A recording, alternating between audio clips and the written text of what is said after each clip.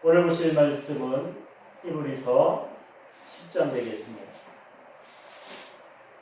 오늘 보실 말씀은 히브리서 10장 1절부터 39절까지 말씀입니다. 계속해서 히브리서를 말씀드리고 있는데 이 히브리서 중에 이제 벌써 마지막 부분에 도달했습니다. 10절 같은 경우에는 9절에 이어서 계속해서 말씀이 증거되고 있어요. 9절에서 예수 그리스도에 대해서, 그리고 구약에서 말하는 예배와 제사, 그리고 제사장에 대해서 말씀을 드렸습니다. 이곳에서도 마찬가지로 9장 1절에서부터 18절까지 모든 내용이 다 9장에 나와 있는 내용을 계속해서 말씀하고 있어요. 예수 그리스도가 누구신가, 그리고 또 예수 그리스도는 우리에게 어떤 역할을 감당하고 있는가, 그리고 또 믿음에 있어서 예수 그리스도는 누구신가 하는 것을 계속해서 말씀을 하고 있어요. 9장에 이어서 10절까지 보면, 10장까지 보면 이 첫 번째 9절을 보면 제사를 드리는 것, 그리고 그 제사를 드리는 데 있어서 그 제사가 이루어지는 것. 구약시대에 있었던 제사라고 하는 것은 염소 아니면 황소, 그들이 피를 흘림으로써, 그들이 죽음으로써 용서함을 받는 행위를 했어요. 그것이 바로 제사였습니다. 그리고 그게 속죄제라고 하는 것이었어요. 그 속죄제를 계속해서 매년마다 자신이 잘못한 것을 알았을 때마다 제사장에게 가서 제사를 드렸습니다. 그 중에 속죄일, 말하자면 대제사장이 하나님 앞에 속죄하는 것, 백성들의 죄를 구하는 것, 그것이 바로 속죄제라고 해서 1년에 한 번씩 있었습니다. 그 일들을 계속해서 했지만 그것이 완전하게 속죄라고 하는 것을 이루었다고 할 수가 없어요. 그것은 뭐냐면 동물들의 죽음으로 인해서, 그걸로 인해서 자신의 죄를 잠깐 덮었을 뿐이에요. 그래서 성전에서 지성소로 들어갈 때 향을 피웠습니다. 그 향은 무엇을 이야기하냐면 하나님께서 나의 모습을 보지 않게 하도록 안개로, 연기로 덮는 역할을 했어요. 그것으로 인해서 자신이 하나님 앞에 나갈 수 있는 자격이 주어졌습니다. 그렇다고 해서 그곳으로 들어가는 대제사장이 죄가 없었느냐? 아니에요. 그냥 덮었을 뿐입니다. 그런데 이후에서 보면 그 모든 것들을 다 이야기하면서 그 모든 것들은 다 누구를 위해서, 누가 오시면 없어질 것, 예수 그리스도가 오시면 없어질 것이다 이야기하고 있는 거예요. 그 이유는 뭐냐면 그것은 바로 예수 그리스도가 오심으로 인해서 없어질 것을 미리 예습한 거다 할 수 있습니다. 말하자면 뭔가가 이루어지기 위해서는 그 날짜 동안에 기간이 있지 않습니까? 그 기간을 바로 제사장이라고 하는 사람이 대행했다고 이야기할 수 있어요. 대행이라고 하는 것은 완전한 주인이 오고 나서는 대항할 필요가 없어요. 그것과 마찬가지로 예수 그리스도가 오심으로 인해서 이 모든 것들이 다 해결되었다라고 말씀하고 있는 거예요. 구약에 있는 많은 일들, 그 모든 것들은 다 누구를 위해서? 예수 그리스도가 오신다는 것을 이야기하고 있는 내용입니다. 창세기부터 시작해서 말라기까지 계속해서 이야기하는 것이 뭐냐면 예수 그리스도에 대해서 이야기해요. 주님께서 오실 것이다. 주님께서 오시면 너희들이 회복될 것이다. 그 이야기를 계속해서 하는 것이 바로 구약이에요. 그러면 신약은 무엇이냐? 예수 그리스도께서 오셨다 이야기하고 있는 거예요. 예수 그리스도께서 오셨다.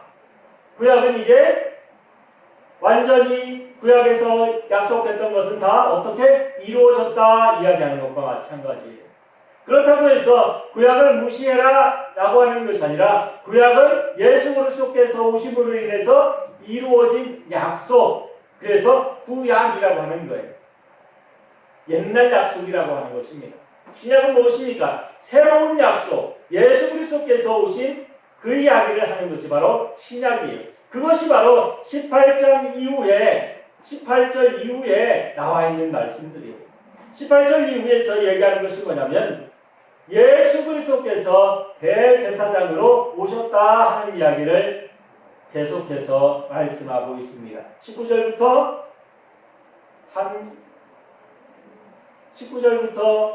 39절까지네요. 그 내용을 보면 우리가 예수 그리스도께서 오셔서 우리가 소망하는 것, 우리가 갈망하는 것, 우리가 원하는 것을 예수 그리스도를 통해서 예수 그리스도께서 오셨기 때문에 이제는 우리가 제사를 매년 드리지 않아도 되고 우리가 누구에게 나가길 원해요? 하나님 앞에 나가길 원하잖아요. 우리가 제사를 드리는 이유가 뭐였습니까? 하나님 앞에 나가서 우리의 죄를 용서함 받는 거예요. 그것이 가장 큰 이유입니다. 제사라고 하는 것은 하나님을 인정하는 행위예요. 그것은 뭐냐면 하나님의 절대 주권에 복종한다고 고백하는 것과 마찬가지예요. 하나님께서 우리에게 죄로 인해서 하나님과의 거리가 멀어졌다고 신약도 그렇고 구약도 그렇고 계속해서 말씀하고 있어요. 우리가 죄인이기 때문에 누구에게 갈 수 없어요? 하나님 앞에 갈 수 없어요. 우리는 믿음을 가진 사람입니다. 믿음을 가진 사람, 이 세상에서 살아가는 모든 사람들은 다 죄인이라고 성경은 말씀하고 있어요. 우리도 마찬가지로, 저도 마찬가지로 죄인입니다. 그런데 그곳에 갈 수 있는 일, 하나님 앞에 갈 수 있는 사람은 죄가 없는 사람이에요. 그러면 죄가 없는 사람이 어떻게 하나님 앞에 갈 수 있을까? 우리는 죄인인데. 그러면 그 죄를 해결할 수 있는 사람이 누구냐? 바로 예수 그리스도라고 하는 것입니다. 이곳에서 이야기하는 것, 10장 전체를 통해서 이야기하는 것이 다 뭐냐면 예수 그리스도께서 우리의 죄를 용서함 받게 하실 수 있다 약속하는 거예요. 그 이유가 뭐냐면 예수 그리스도께서 대제사장으로 이 땅에 오셨다고 말씀을 하는 것입니다. 그러면 대제사장은 누굴까? 바로 죄의 용서함을 구하는 사람. 우리의 죄의 용서함을 구하는 사람. 구약시대에는 그것이 매년마다 지속되었어요. 한 번 하고 또 내년이 되면 또 다른 사람이 제사장이 되어서 또 하고 1년마다 매년마다 계속해서 반복되어졌어요. 그렇다고 해서 그 죄 용서함이 완벽하게 이루어진 것이냐? 아니요. 그것은 단편적인 것은 단편적인 것입니다. 단편적인 것. 단편적이라고 하는 것은 그때의 그 일을 하나님께서 그냥 받아주시는 거예요. 그런데 신기한 것은 하나님께서 구약시대 때에 그런 제사를 드리는 그들에게 이스라엘 백성들에게 내가 너의 제사를 너의 기도를 듣기를 원치 않는다라고 말씀하실 정도로 그것이 타락되었던 그 행사입니다. 사랑하는 성도 여러분, 주님께서 원하시는 것은 그들의 마음이었어요. 그런데 이들은 그들의 행위로 그 마음을 넘어서 버렸습니다. 하나님께서 원하시는 것은 하나님의 말씀에 순종하는 거였어요. 그런데 이스라엘 백성들은 순종하는 것이 아니라 순종하는 행위를 했다는 것입니다. 이곳에서 가장 중요한 것이 뭐냐면 이스라엘 사람들, 지금도 유대인들이라고 하는 그 사람들, 그들이 얼마나 행위적으로 그들이 행동하는 모든 곳에 있어서 믿음을 가진 사람들, 우리가 가지고 있는 알고 있는 신앙인들보다 얼마나 많은 것을 잘 지키며 살아가는지 몰라요. 그들처럼 그 행위를 통해서 지켜가면서 살아가는 사람은 거의 없다고 볼 수 있어요. 그럼에도 불구하고 왜 그들이 하나님 앞에 인정받지 못할까? 그것은 마음이 아니라 행위가, 마음보다도 뭐가? 행위가 앞서기 때문이에요. 율법이라고 하는 것은 지키는 것을 말하고 있습니다. 어디를 갈 때 어디까지 가면 안 되고, 뭐까지 가면 안 되고, 어디까지 행해서는 안 되고, 누굴 만나서도 안 되고, 누구와 손을 잡아서도 안 되고, 그 모든 것들은 다 행위까지, 어디까지라고 하는 것을 말하고 있어요. 그런데 하나님께서 원하시는 것은 하나님과의 관계를 이야기하는 거예요. 내가 너와의 관계, 내가 너를 사랑하는데 너도 나를 사랑하려면 너는 이런 죄를 범하지 말아라. 이렇게 이야기했는데 사랑하는 성도 여러분, 우리가 누군가를 좋아한다고 생각해 보세요. 그러면 어떤 마음을 가지고 좋아합니까? 어떤 마음을 가지고 사랑해요? 그 사람을 사랑할 때는 내 모든 것을 다 주는 마음으로 사랑해요. 그래서 그 사랑이 심해서 그 사랑을 이루지 못했을 때는 사랑이 병이 되어서 죽기까지도 하는 것입니다. 사랑하는 성도 여러분, 믿음이라고 하는 것은 그런 거예요. 내가 너를 사랑해서 내가 밥 한 공기를 더 줄게, 아니면 너에게 선물 하나를 더 줄게, 아니면 꽃 한 송이를 더 줄게 하는 것은 사랑이 아니에요. 왜? 그것은 나누는 거예요, 그냥. 사랑한다고 하면 내가 저 사람을 위해서 내가 뭘 할 수 있을까? 내가 저 사람을 향해서 무슨 말을 하면 저 사람이 기뻐할까? 무엇을 해야지 저 사람이 행복할까? 이런 것을 생각하고 이야기하는 것이 사랑이지. 사랑하는 성도 여러분, 내가 저 사람에게 자동차를 사주면 저 사람이 날 사랑할 수 있을까? 아니면 저 사람이 원하는 게 뭘까? 이쁜 옷? 아니면 그 사람이 원하는 것? 사랑하는 성도 여러분, 이 모든 것들은 다 자신이 그 사람을 얻기 위해서 자신이 노력하는 것밖에 안 돼요. 사랑이라고 하는 것은 그 사람이 나를 향해서, 그리고 내가 그 사람을 향해서 행복하고 즐겁고 기쁘게 해주는 것이 바로 사랑이에요. 이것과 마찬가지로 하나님께서 원하시는 것은 이런 것입니다. 하나님께서 원하시는 것을 행하길 원하는 거예요. 그러면서 백성들에게, 이스라엘 사람들에게 말씀을 하셨습니다. 하나님께서 원하시는 일을 어떻게 하는 것이 좋은지, 그것이 바로 율법이라고 하는 거예요. 그런데 그 율법은 우리가 지킬 수 없습니다. 우리는 왜? 뭐가 있기 때문에? 죄가 있기 때문에. 그래서 바로 그것을 해결하기 위해서 예수 그리스도께서 오셨다 말씀하는 거예요. 예수 그리스도께서 오셔서 뭘 하셨습니까? 우리를 위해서 죽으셨어요. 그리고 부활하셨습니다. 그리고 다시 오시겠다고 약속하셨어요. 이것을 믿는 것이 바로 믿음이라고 하는 것입니다. 사랑하는 성도 여러분, 믿음이라고 하는 것은 달래 별다른 것이 없어요. 내가 무엇을 해야지만이 믿음 있는 사람이다 말할 수 없어요. 왜? 그 사람의 마음의 중심에 무엇이 있는지 우리는 볼 수 없기 때문이에요. 자신이 좋은 일을 하고 행복한 일을 하고 그 모든 것들을 다 누구에게 돌려요? 자신에게 돌리면 그것은 자신이 믿음을 가졌던 아니면 신앙을 가졌던 자신이 해왔던 모든 일들은 다 누구에게 가요? 자신에게 갈 수밖에 없어요. 그렇기 때문에 예수 그리스도를 사랑한다, 아니면 다른 사람을 사랑한다, 그러면 그런 행위 하나하나마다 그 모든 것들, 내가 하는 모든 것들이 다 누구에게 가야 돼요? 내가 사랑하는 사람에게 가야 돼요. 그것이 바로 사랑입니다. 그것이 바로 믿음이에요. 우리가 믿음 생활을 하면 이 신앙생활을 하는 사람들, 그리고 신앙생활을 하면서 사회생활을 하는 사람들, 그 모든 사람들의 행위가, 그리고 또 그들의 일이 어디를 향해서 가야 돼요? 나를 향해서 있는 것이 아니라 나를 통해서 누구? 예수 그리스도 앞에, 하나님 앞에 가는 것이 믿음 생활을 하는 거예요. 그래서 제가 말씀을 드릴 때마다 내 가장 앞에 있는 것이 무언가, 내가 목표로 하는 것이 무언가를 계속해서 생각하면서 그것을 향해서 달려가라고 말씀을 드리는 것입니다. 사회생활을 하는데 똑같이 세상 사람들과 똑같이 생활할 수밖에 없어요. 그들보다 더 열심히 해야지 더 높은 자리에 갈 수 있어요. 그건 누구나가 다 알고 있습니다. 그러면 신앙생활을 하는 사람들은 어떤 마음을 가지고 그럼 그 생활을 해야 될까? 사랑하는 성도 여러분, 그 생활 속에서 내가 열심히 하는 것 똑같이 열심히 해야 돼요. 내가 믿음 생활을 한다고 해서 열심히 하지 않아서 내게 이익이 될 거라고, 그리고 믿음 생활을 잘할 거라고 생각하지 마세요. 그것은 잘못된 것입니다. 내가 믿음 생활을 할 때도 사회생활을 할 때도 마찬가지로 사회생활을 하는 사람들은 무엇을 향해서 사회생활을 열심히 할까요? 자신이 승진하고 자신이 더 많은 것을 얻기 위해서.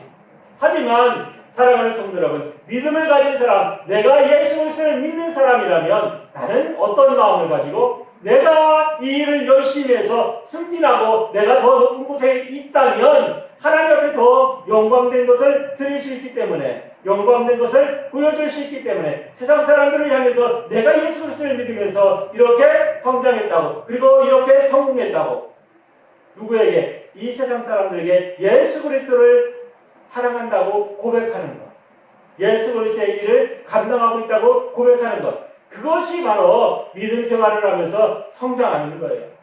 그러면서 승리할 수 있고 그러면서 믿음 생활을 지킬 수 있는 것입니다. 내게 있어서 가장 중요한 것이 무엇입니까? 내게 있어서 가장 소중한 것이 뭐예요? 가장 귀하고 가장 소중한 것, 그것이 바로 예수 그리스도 앞에 있어야 한다는 것입니다. 왜 그럴까? 한번 생각해 보시기 바랍니다. 왜 그렇겠습니까?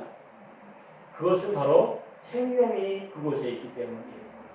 다른 것이 있기 때문이 아닙니다. 그것으로 인해서 내가 잘 살고 내가 영예로워지고 내가 기쁘고 즐거운 것이 아니라 그것으로 인해서 내게 무엇이 있다? 생명이 있기 때문이에요. 많은 사람들은 명예 아니면 물질 아니면 자신이 갖고 있는 모든 권력들, 그 모든 것들을 위해서 자신의 목숨도 아니면 다른 사람의 목숨까지도 이용하려고 해요. 사랑하는 성도 여러분. 하지만 우리의 목표는 어디예요? 예수 그리스도 앞에 있는 거예요. 하나님 앞에 있는 것입니다. 우리는 열심히 하고 노력하는 모든 이유가 어디에? 하나님 앞에 있기 때문에. 내가 잘 살고 내가 풍요로워지고 내가 기쁘고 즐거울 때에 내가 원하는 것은 바로 예수 그리스도 앞에 있다는 것을 원하시기 바랍니다. 그것이 믿음이에요. 다른 것이 믿음이 아닙니다. 내가 기쁘고 즐거운 거, 이 세상 사람들도 잘 먹고 잘 살면 기쁘고 즐거워요. 그리고 자신이 가진 것이 많으면 다른 사람에게 도와주기도 하고 다른 사람을 돕기도 합니다. 그런데 그 사람들과 우리가 다른 점은 그 사람들은 그것으로 인해서 만족하고 끝납니다. 하지만 우리는 아니에요.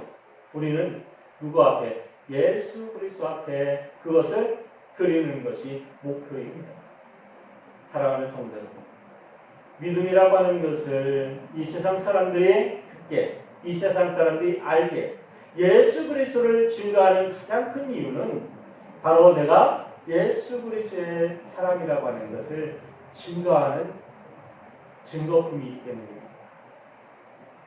우리에게 있어서 믿음은 어떤 것입니까? 바울은 그 믿음을 이야기하면서 인내하라고 이야기하고 있어요. 이 시대 때가 굉장히 힘들고 어려운 시기였습니다. 예수 그리스도를 믿는다고 하는 사람들이 있으면 핍박하고 그리고 또 이스라엘 사람들, 유대인들의 그룹에 함께하지 못했어요. 지금은 우리가 누구의 동네, 어느 동네에 산다 이렇게 이야기하면 그 동네의 사람들과 어울리지 못하면 함께 사는데 굉장히 어려워요. 더군다나 시골이라고 하면 더 어렵습니다. 그런데 이 사람들을 핍박한다고 생각해 보세요.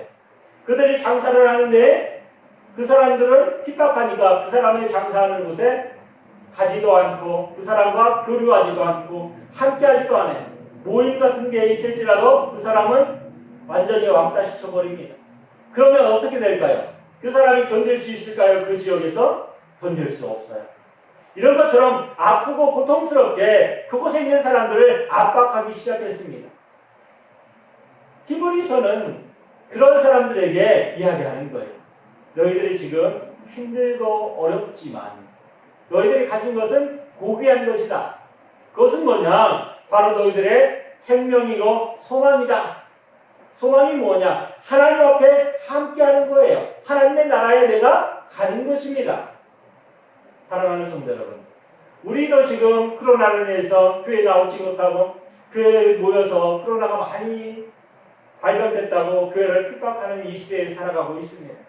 교회를 예배를 드리면서도 제대로 문도 열지 못하고 생활하고 있어요. 하지만 사랑하는 성도 여러분, 있는 그 자리에서 믿음을 지키세요. 우리가 원하는 것은 다른 것이 아닙니다. 우리가 원하고 소망하는 것은 다른 것이 아니에요.